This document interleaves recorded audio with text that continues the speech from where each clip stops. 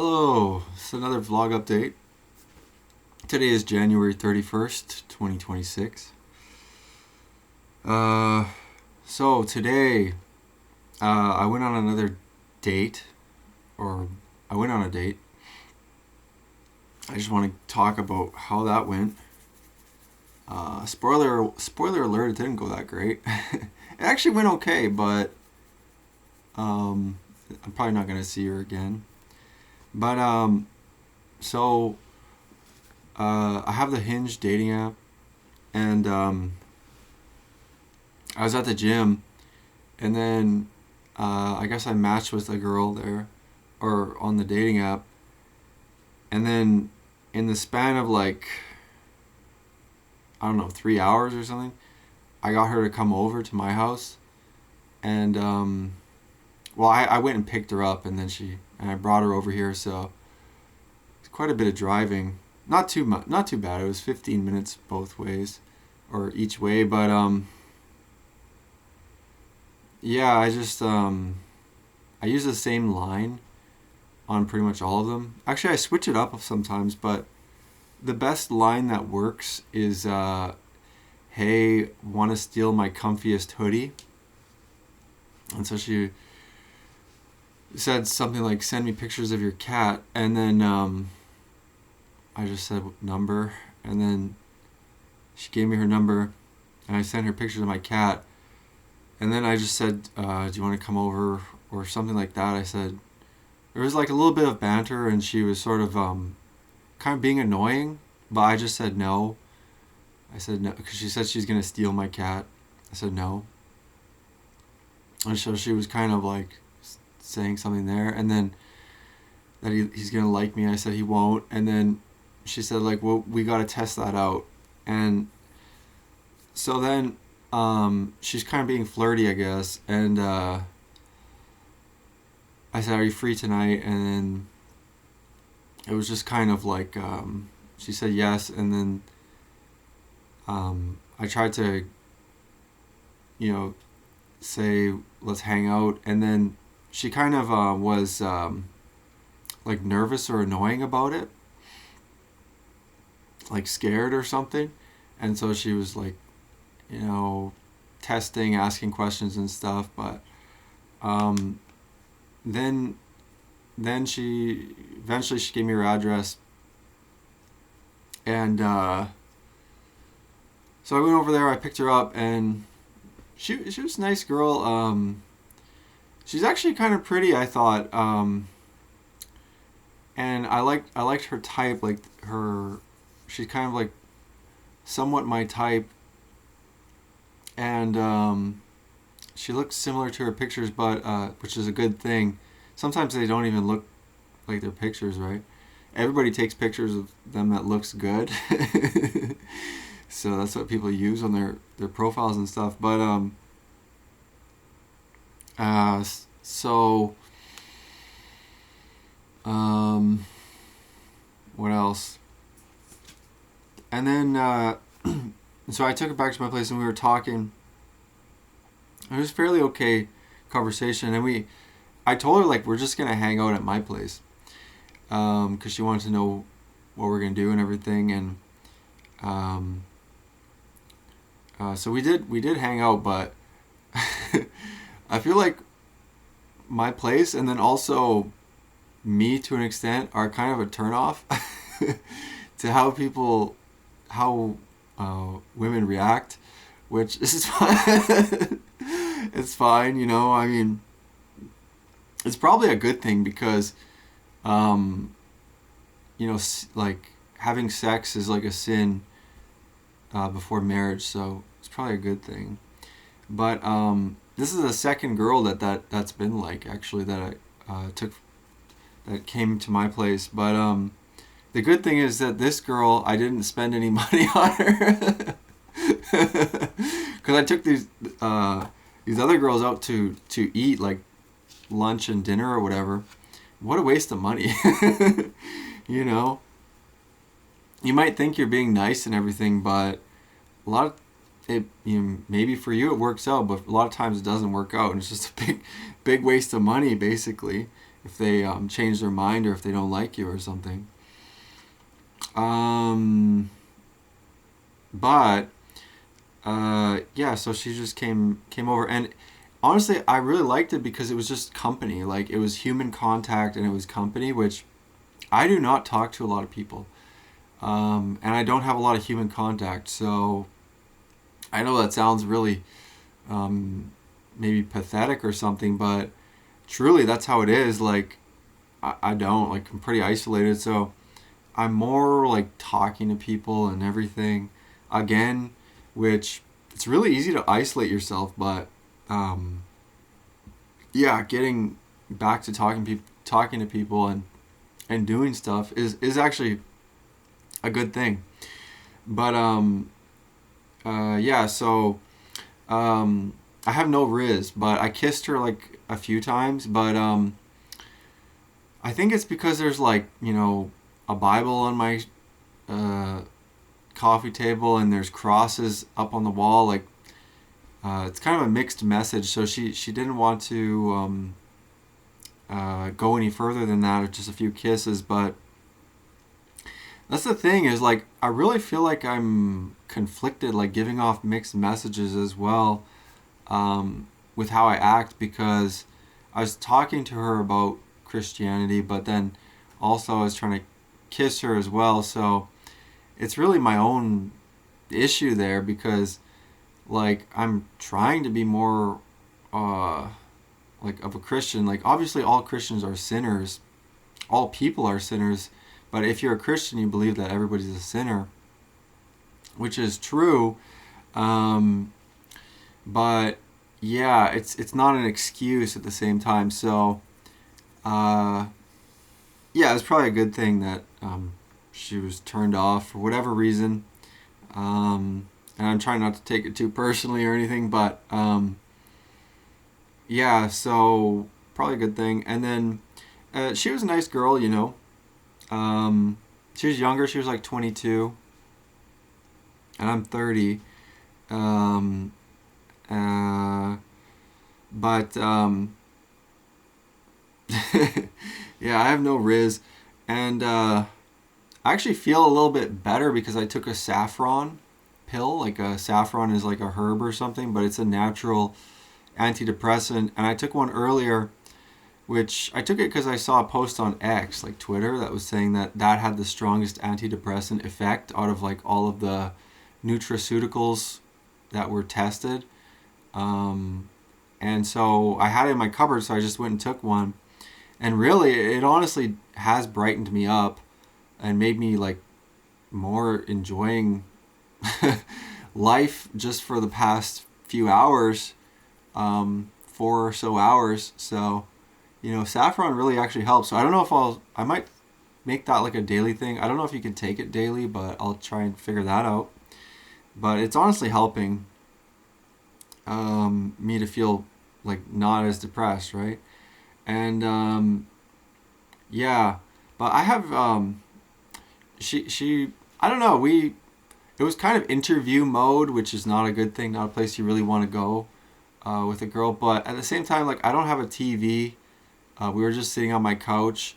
She was like cuddling with my cat, like she loved my cat, and my cat honestly really liked her, which was interesting too. But she had a good rapport or energy with my cat. Like, the cat really liked her, but yeah, she was just like focused on the cat, so her body language was like, she was uncomfortable and everything, but I don't know. I don't think she was like super uncomfortable, but um yeah, I think that she said she liked murder mysteries, but that's like all women like murder mysteries, or a lot of them do. And the thing is, like I wanted to talk about, like, conspiracy theories, like the Epstein files, which just came out. I wanted to talk about, like my interests do not interest women. For real though. Like, seriously. But I think honesty is good, but it's almost pointless with women, because how you say things is more important to women than like the substance of what you're saying. And a lot of times they don't understand, or they don't care about the truth for the most part, and they're almost like 100% vibes based. And yeah, so they're very like consensus based, but it just makes for like a really boring conversation. And Nick Fuentes was talking about this the other night. I agreed. I thought it was funny. He said that banter and talking to women, he's saying he doesn't want to do. It's kind of hilarious, but he's right about that. Like it really is.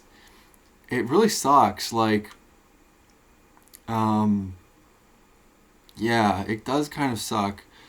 But Nick was saying that men do that just for sexual access with women, and I was thinking about it. I was like, yeah, that's true, from my point of view, at least. But the thing is that there would probably be a huge disagreement on those statements. First of all, women wouldn't like that, and they probably wouldn't agree. Although some might understand, but the other thing is that a lot of men, like, they really they're like, I don't know, their wife wears the pants kind of, but they I don't know if it's they really, yeah, I don't know. There's not many good examples of like a healthy masculine feminine relationship out there, at least not that I see. But yeah, so I wonder what is a good solution. I'm not sure. I'm not really sure, to be honest. And I'm thinking about like for my situation, but that's not going to stop me. I'm going to keep, you know, basically putting myself out there, you could say, or trying to find a girlfriend or a wife. But I mean, it is tough, and a lot of it has to do with like many different factors, like this girl, she was saying that she wants kids, but it's so expensive. It's like they all say that, but so the economy is pushing everybody down, and just like the financial outlook. But yeah, I mean, anyway, I was asking girls on the dating app, because at this point I'm starting to care like less and less about what people think of me, which is kind of a good thing. I still care, somewhat in some ways, but in the ways that are not as important, I don't care as much anymore. And so I was asking girls on the dating app if they'd date a guy with a mental illness, and I was just trying to test the waters, to see what these different women would say, and a whole bunch of them unmatched me. But one said yes, and then one said it depends. So this is kind of like good news, actually, because that's an important thing, I think, for me, because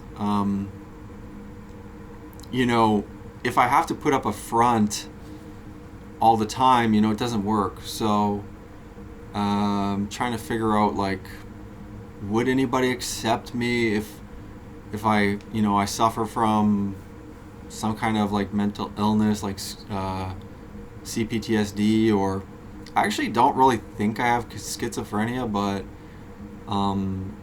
yeah, that one's always a tricky one. Or dissociative identity disorder, or like dissociative subtype PTSD. But I don't know, because it's really tough, you know, like not feeling good all the time and then being expected to feel good all the time. So that's why I wanted to ask. But I kind of knew a bunch of them would unmatch me. There's like a threshold for a lot of women that is not very, it's like very high or something, and it's like all vibes based. Like, this is what I mean. It's actually very easy, like, to when you get into the flow of talking to women, it's like really easy.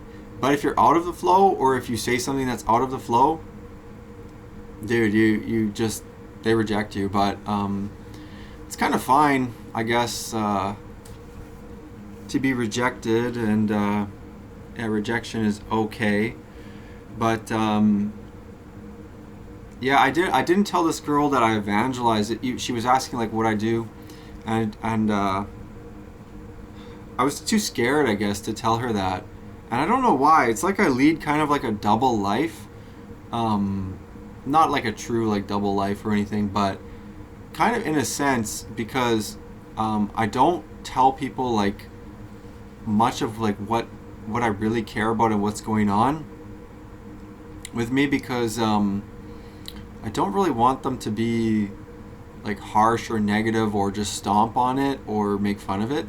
So or think I'm like very weird or something, which is, you know, my own insecurity around that, I guess you could say, because it's a good thing to evangelize, right? So yeah, but yeah, I just feel like I don't know. I guess I was just scared, but part of it too, and this is the thing with starting up new things, is that it's almost like you want, like if you want to start something new, you want to have it like established a little bit, at least for me, because if I'm just starting something new, it's like it needs to grow a little bit, otherwise people can just stomp on it, and that's really hard, you know. But if, let's say, I've been doing it for a while, I have some momentum, some motion, then it's not as hard, right? But yeah, so I was too scared to tell her, which is not a good thing. But yeah, so anyway, it was nice to get some human contact. I know it sounds weird, but yeah, it was nice, you know.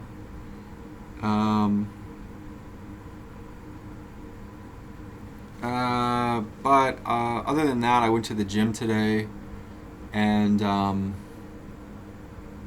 the gym was good. I didn't feel like really going or anything, but I kind of made myself go. I like it. I like making myself go sometimes, because it's just like I just start moving my feet, like I just start going, and then I just end up going to the gym, you know. But it's just that first few steps and everything, and then the ball starts rolling, and I just go. And I like the gym. It's really been helpful for me. And yeah, so yeah. What else can I say? Oh yeah, well, the Epstein files is the big news. It's all over Twitter. I think it's really being pushed by their algorithm, but yeah, just a lot of evidence in there, and you know, disgusting things, child trafficking, and pedophilia, and all of those heinous crimes in there, that involve all these, you know, political people and high status people in the governments, and throughout the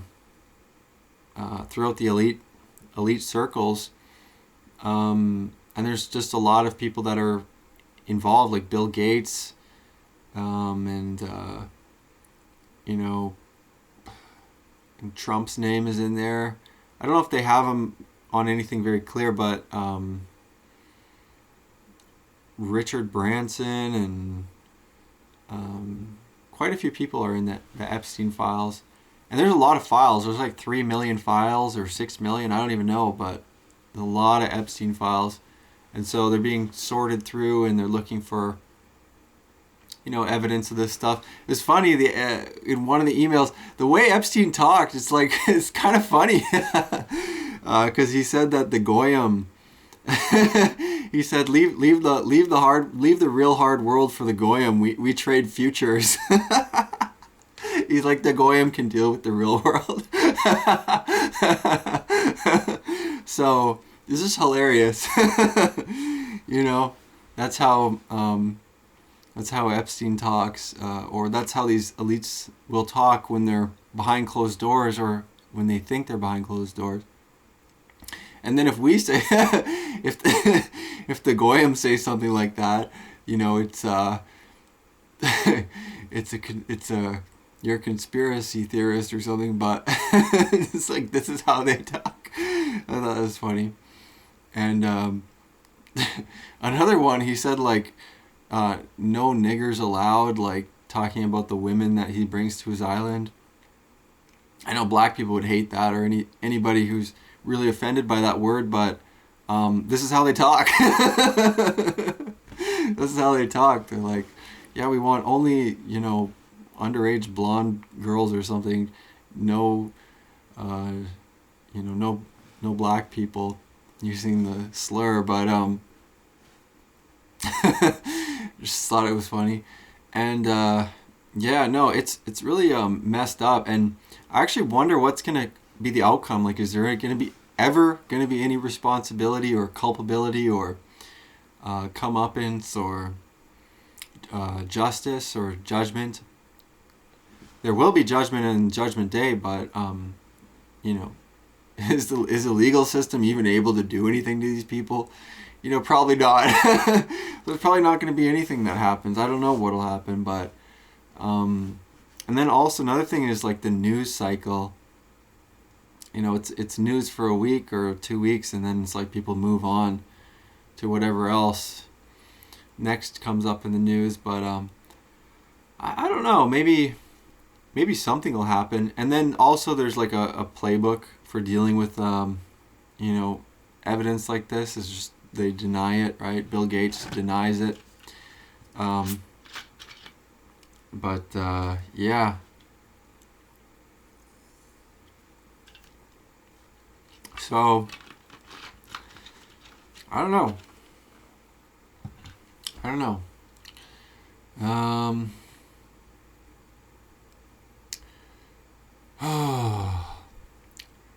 I feel kind of good, but I always have like a hollow feeling inside. Not to get like too deep and personal, even though these are all everything about my vlogs is like way too personal. But I always feel kind of like hollow, or like something like that.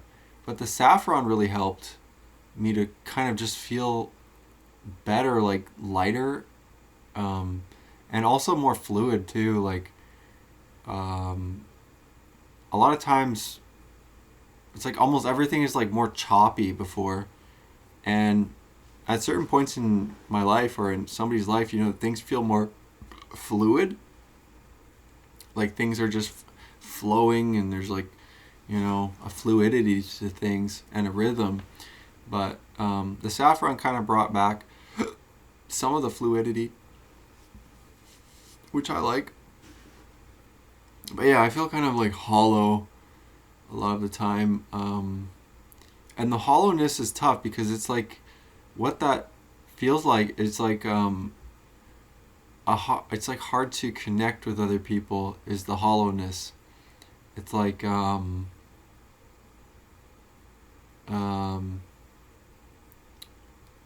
yeah, it's just it's a feeling of like it's hard to connect to other people. Which is tough. It's not so bad right now. It's like I can almost like acknowledge it without being too upset by it right now. But yeah, so the saffron really helped. But I don't know, like I would like to connect with other people. What I'm thinking of right now is just sort of like how, you know, like in the 80s or the 90s or like the 2000s, it was like things were more fluid. Like you kind of went through life, and then it was like nice to get a break, and you had another thing to do the next day. And I'm not I wasn't born in the 80s, I'm just imagining, and I was just a kid for a little bit in the 90s, but um, I'm thinking of this like just kind of how it seemed is that things were just moving along, and you know, everything seemed kind of like okay, and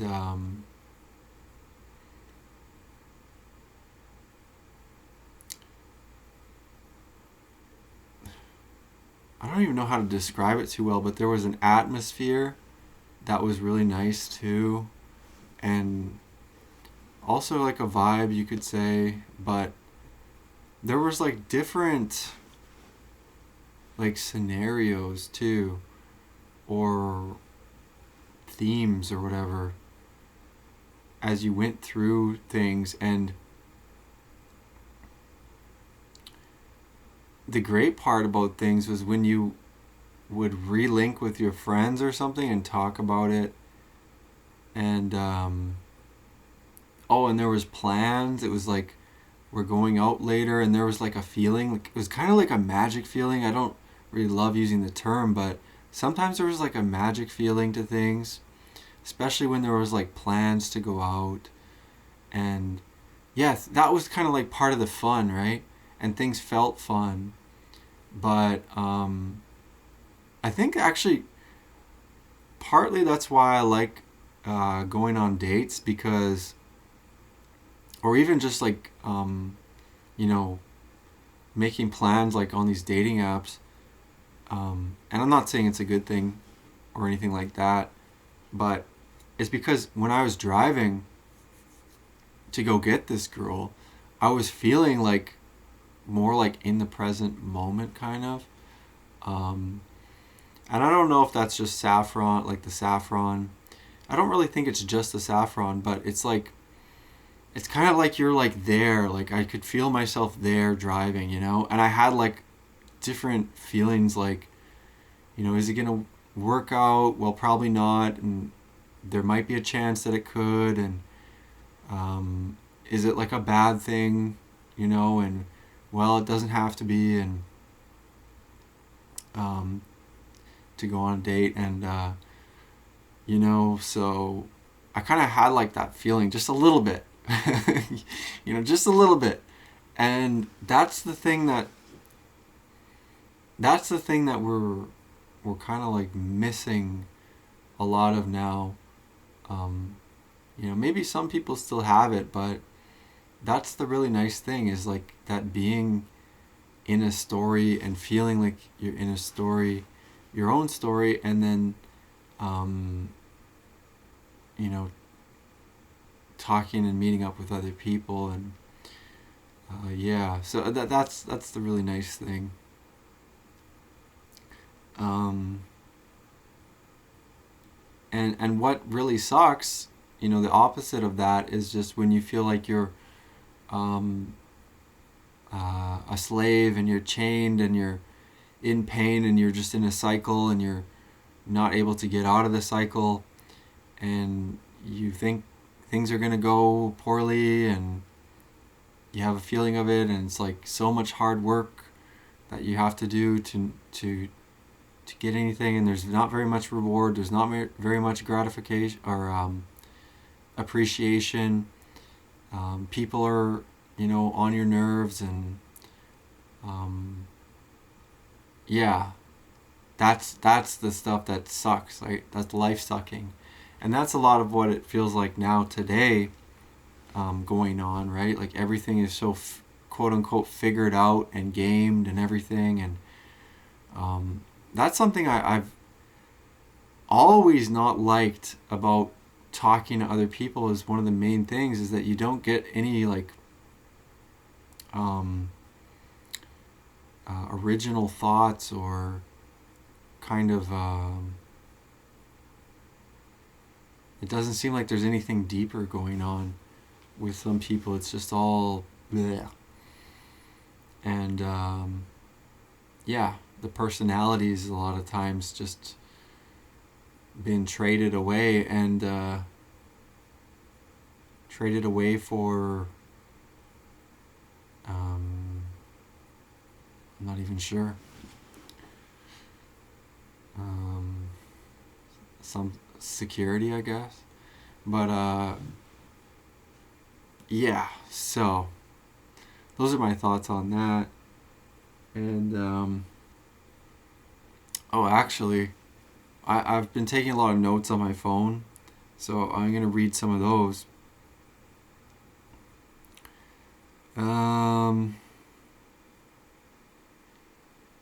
Oh yeah, I wrote this one down, and it's the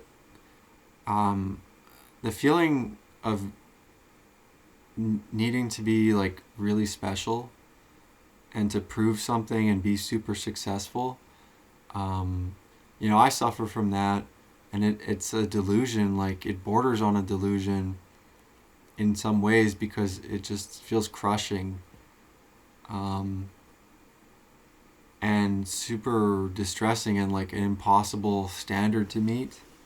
And it's a hard one too because you feel like you're giving up your potential if if um, if you don't have that feeling and that drive. But I think the thing that's not good is that feeling and that drive, it's not like coming from like a really good place. I feel like when I was a kid, it was extremely stressful and there was a lot of anxiety. And so that is like either a cause or a symptom of it, that feeling of needing to be really successful. And it comes from when I was young, and there was an extreme contrast in my life. And there was differences that, got compartmentalized, which means that like they're like really over here and then way over here, and they don't touch and they're not talked about. But the differences were between my very chaotic home life. It was very, poverty, low socioeconomic status, and just chaotic, crazy household that I lived in growing up. And then there was the outside world and also other people's lives, which I compared to, and I was encouraged always to be like fake and to not acknowledge what was going on in my house, and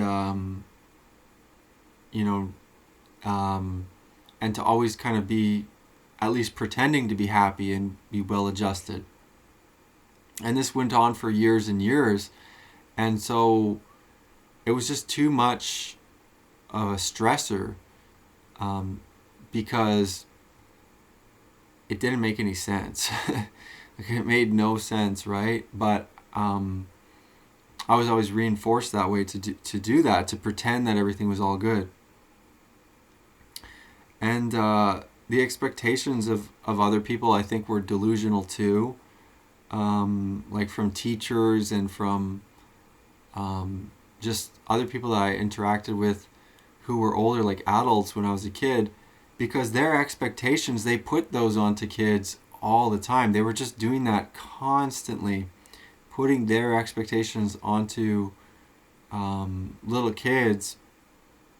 But their expectations were delusional because, and I'm not even sure if they realized it, but they would, say things about like how kids have like infinite potential and can be anything. You can be anything you want, and just making it seem like you're boundless as a kid, which it's a disregard of reality.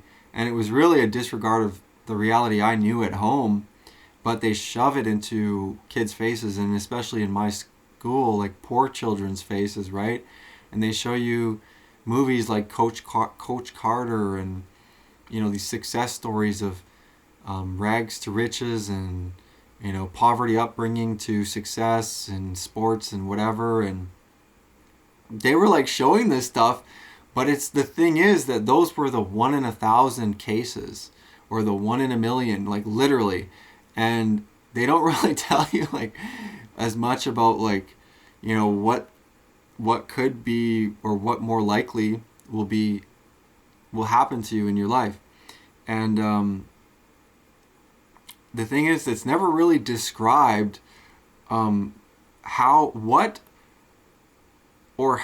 you should be doing or how to get there. It's just that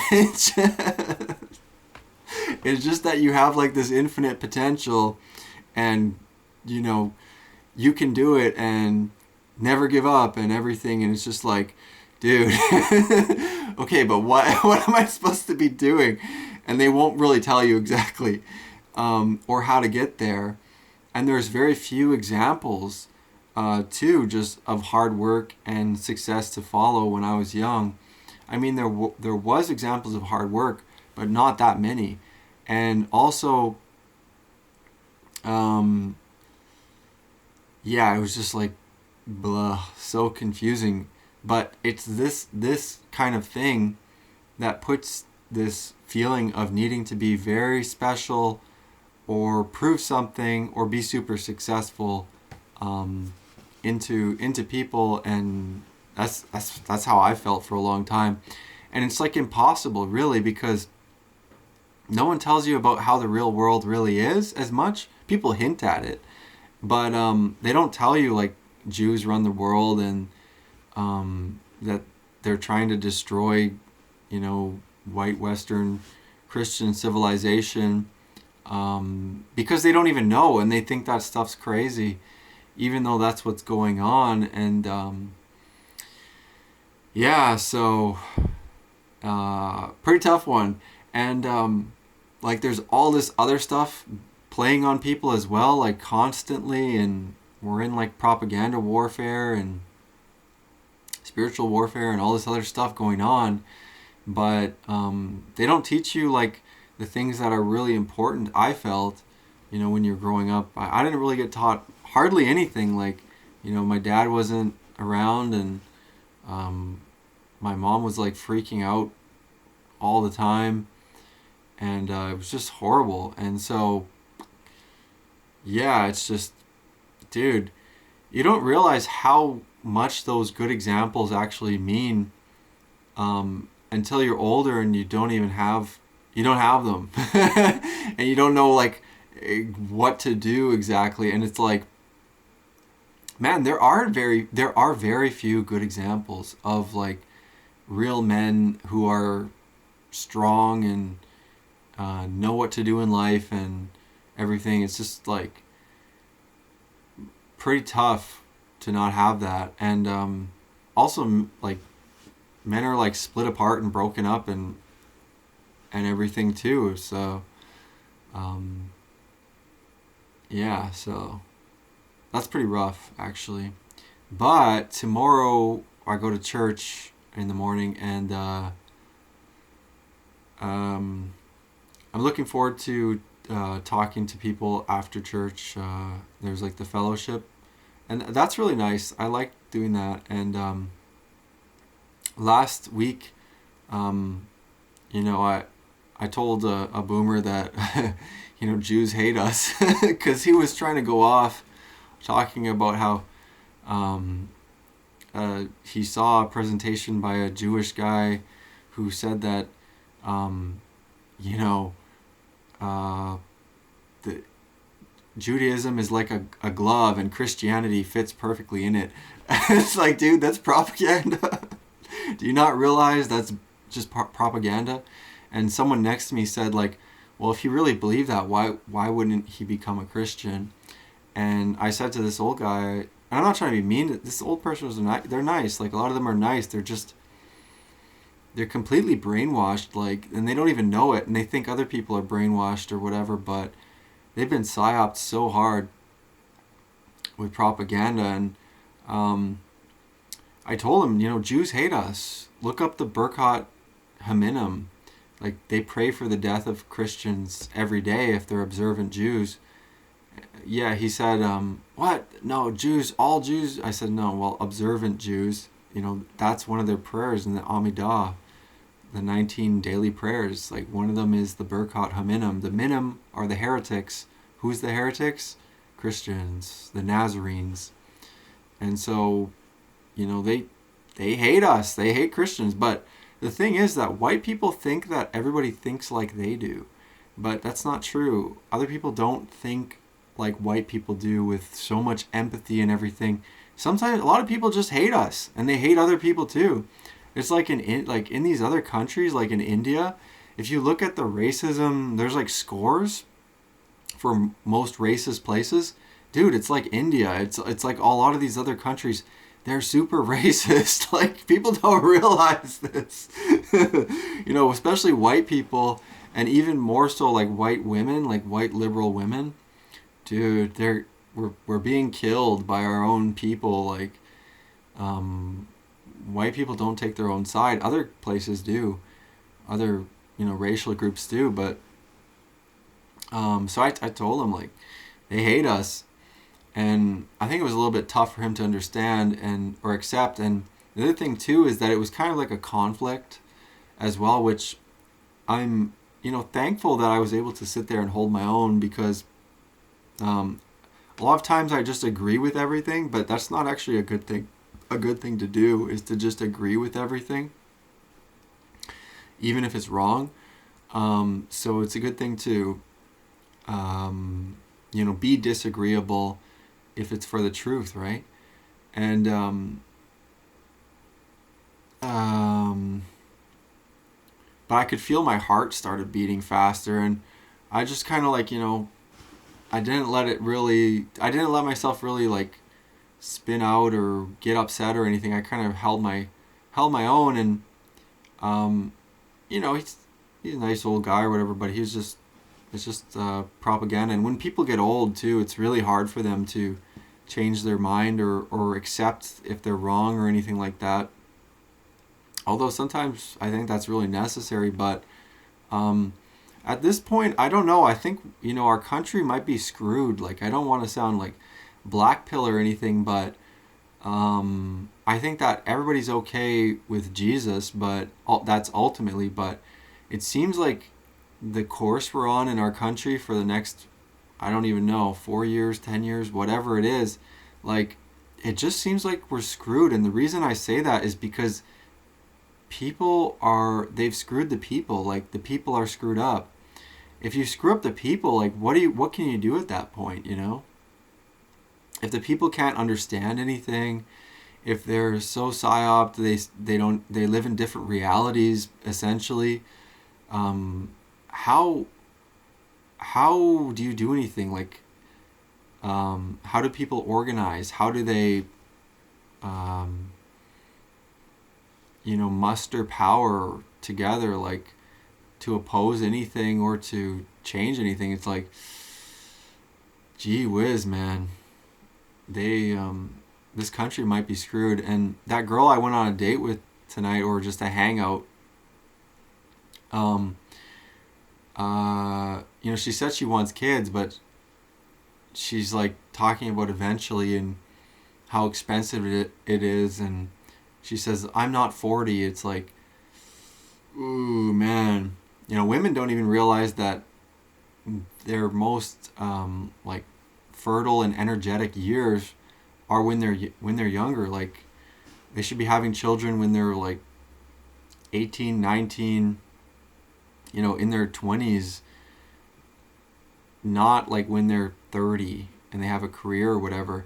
They might have like one child, but and it gets way harder, like with the fertility. That's a real thing. But yeah, I think our country might be kind of screwed at this point. Maybe I'm waking up to that late. Or maybe some people have probably known that for a while. I don't know, but yeah. So I kind of wonder about what to do, but I would rather be accepting. Like, I would rather accept the position that I'm in, like, understand the position I'm in, accept it, and then work from there. Like, not accept it as in, okay, I go along with it, but accept what's going on. Like, if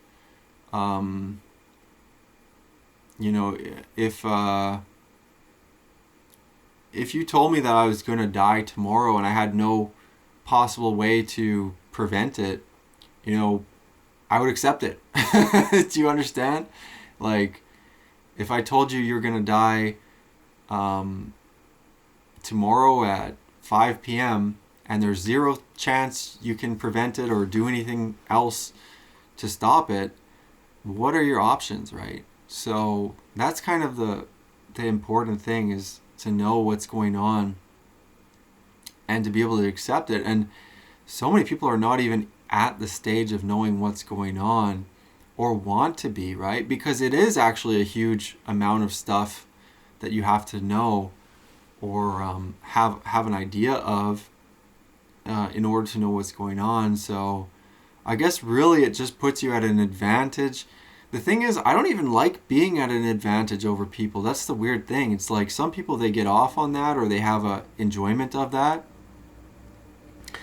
of being smarter than other people and outsmarting them and deceiving them and winning against them, quote unquote. But I don't know why it is what it is about me, but I guess I just want people to be successful and to do well and to, what does that mean? I've always kind of wanted that, and I'm just more like learning like how to do that and what does that mean. And now I'm like realizing, like, is it even feasible or possible? Or although I kind of learned that a while ago, but just that it's so hard to help anybody. The reason it's hard to help people is because it requires hard work on their part, a lot of the time. And so, yeah. Anyway, but that's why I tell people to pray. And that's the most important thing. Well, anyways, that was my day. The date. I'm surprised that worked. Like, I messaged this girl, and then she was coming over to my place in like a few hours, but I was like at the gym and I was doing bench press when I was messaging her. So I just kind of had the like the confidence and the balls, I guess you could say, or I could just make it happen. Like, I knew what to say and I said it, like, so, because there is a certain way that you kind of, I don't know, need to talk to women in order to get them to do anything. And I don't think that's necessarily like a good thing, but it is just almost like a fact. Like, you kind of have to talk to them in a certain way, otherwise, dude, they're just gonna not even respond. So, yeah, it's like one of those uncomfortable facts, because, yeah, I don't know what to think about all of it, but I guess it's just the way it is, and I'll just keep going on, and yeah, so that's all.